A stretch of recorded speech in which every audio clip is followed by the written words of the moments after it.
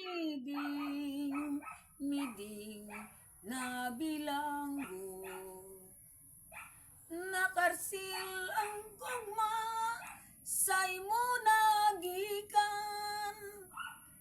Kung bisan pagani ang gugma sa dugan, umaw nagadibir gugmang tinipigan.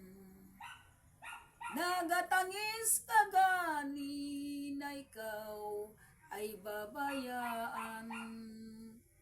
Kung timas pa ako nga nagatalinwan, kung bisan pa gani ang gugma sa dughan, umaw nagadibir gugmang tinipigan.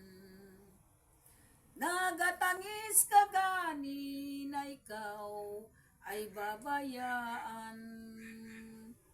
Kung timas pa ako nga nagatalinwan, kung bisan pa gani ang gugma sa dughan, umaw nagadibir gugmang tinipigan.